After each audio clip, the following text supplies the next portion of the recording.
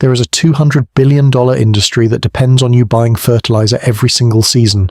Every bag, every bottle, every application, purchased, consumed, gone, repurchased. The business model only works if your soil never learns to feed itself. And for over a century, that industry has had a very specific problem. A problem it cannot patent, cannot bottle, and cannot sell. In 1844, a New York farmer named W. Ross buried a copper plate and a zinc plate in his potato field, connected them above ground with a wire, and harvested a yield several times larger than his untreated control rows. The same year, a German researcher named Holdenfleiss repeated the experiment and recorded yield increases of up to 25%. The soil between two pieces of metal had become a battery, and the plants growing inside that electrical field had responded to it. Welcome to Gaia Lost Vault. Copper and zinc have different electrochemical potentials. When they are placed in an electrolyte, and wet soil packed with dissolved minerals is an electrolyte, electrons flow from the zinc toward the copper. This is called a galvanic cell. It is the same principle that powers every battery ever made. Alessandro Volta named it in 1799 after Luigi Galvani, who first documented the phenomenon in 1780. The physics is not disputed. It is not fringe science. It is the foundational principle of electrochemistry taught in every chemistry classroom in the world. When you build a galvanic cell inside living soil, something happens to the plants growing between the two electrodes. The electrical field that forms between the copper and the zinc creates a phenomenon called electrotropism. Roots grow directionally toward the copper electrode. This is a documented biological response driven by the redistribution of calcium ions and auxin, the master growth hormone that controls stem elongation, root branching, and fruit development. When the electrical current mobilizes nutrients locked in chemical bonds through electrolysis, those nutrients become immediately available to the root zone without any fertilizer application whatsoever. The soil does not become more fertile because you added something. It becomes more fertile because electricity unlocked what was already there. In 1880, a Finnish physicist named Karl Selim Lemström was studying the aurora borealis at Helsinki University. He noticed something that had been puzzling researchers since the 1840s. In the far north of Finland, trees grew rapidly despite the short growing season. The accelerated growth corresponded with periods of high atmospheric electrical activity. Lemström spent the next 2 decades testing the connection. He ran copper wire above fields of potatoes, celery, carrots, and strawberries, connected to electrical discharge systems that mimicked atmospheric charge. His published results, documented in a 1904 book titled Electricity in Agriculture and Horticulture, showed yield increases of 40 to 70% over 2-month periods. Strawberry plants produced fruit in half the standard time, raspberries expanded by 95%, carrots by 125%. Lemström had proved what Ross had first observed in a New York potato field 60 years earlier. Electricity and plants had a relationship that fertilizer companies had no interest in funding. His results attracted international attention. Scientists in Sweden, Germany, and at Durham College of Science collaborated with Lemström on follow-up experiments. In 1911, an international conference on electroculture was held in Rheims, France, with delegates reporting active research programs across Russia, Germany, the United States, and Britain. The science was spreading, and then, quietly, the governments got involved. This is where the story takes the turn that explains why you have never heard any of it. In 1918, Britain was blockaded by the German Navy. Food imports were cut off. The British government needed to increase domestic crop yields immediately. They convened a secret committee. The Electroculture Committee of the Ministry of Agriculture and Fisheries began experiments in near secrecy.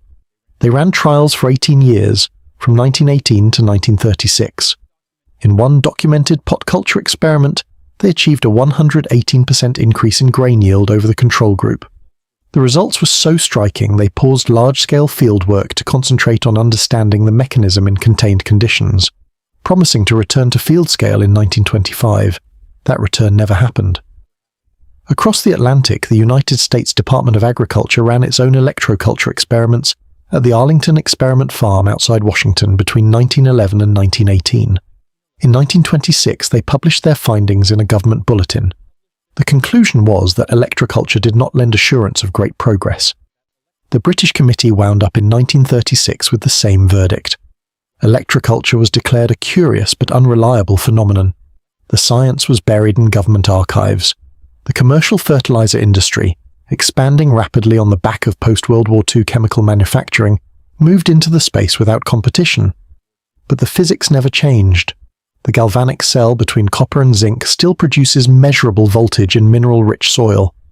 Roots still grow toward the copper through electrotropism. Zinc still corrodes slowly and releases zinc ions directly into the root zone. Plants need zinc to produce tryptophan. Without tryptophan, they cannot manufacture auxin. Without auxin, growth stalls. The zinc electrode is not waste. It is consumed by the biology it powers, atom by atom, season by season. The science buried in 1926 and 1936 was not wrong. It was inconvenient. Here is how to build it. Take a 6-inch copper pipe and a single galvanized zinc nail. Place them in the soil on either side of a plant, approximately 8 to 12 inches apart and 6 inches deep. 1 pair per plant. If you have a multimeter, press 1 probe to the copper and 1 to the zinc. In healthy mineral-rich soil, you will read between 0.8 and 1.1 volts. That is your battery. That is your electrical field. When the reading drops below half a volt, replace the zinc nail. The copper will last for decades. It develops a green patina over time, a layer of copper carbonate that protects the metal beneath from further corrosion. This is why copper roofs on old European cathedrals have stood for centuries. To improve the system, add biochar to your soil before planting. Peer-reviewed studies confirm that biochar increases the electrical conductivity of any soil it enters, but it must be charged before use. Uncharged biochar has a massive internal surface area, up to 9,000 square feet per gram, and will absorb nutrients from surrounding soil before giving anything back. To charge it, soak crushed biochar in compost tea or diluted worm castings for 48 hours. This loads the microscopic pores with nutrients and beneficial microbes. Mix it into your top 6 inches of soil at 10 to 15% by volume. The charged biochar between your copper and zinc electrodes becomes a superior electrolyte, increasing current flow and delivering mobilized nutrients directly to the root zone. Track your results with a refractometer, approximately $20, measuring Brix readings on plant leaves every 2 weeks. Brix measures dissolved sugars and minerals, a direct indicator of nutrient density and plant health. Higher Brix means healthier produce that is also more resistant to pests, because insects lack the enzymes to digest high-sugar plant tissue. Maintain a control row alongside your testbed with identical conditions but no copper, no zinc, and no biochar. The comparison will tell the story that the 1926 USDA bulletin decided to file away. W. Ross documented it in a New York potato field in 1844. Lemström spent 2 decades proving it across Finland. The British government ran secret trials for 18 years, recorded a 118% grain yield increase and quietly closed the committee. The USDA buried its report in 1926. Both governments moved on. The fertilizer industry moved in. A copper pipe and a zinc nail cost less than $3 combined. The galvanic cell they form has been sitting in the physics textbook since 1799. It was buried in government archives in 1926 and 1936, and it is waiting in your garden soil right now. If this vault opened something for you, subscribe to Gaia Lost Vault and hit the bell. Every like and every share preserves what they tried to erase. The next vault opens soon.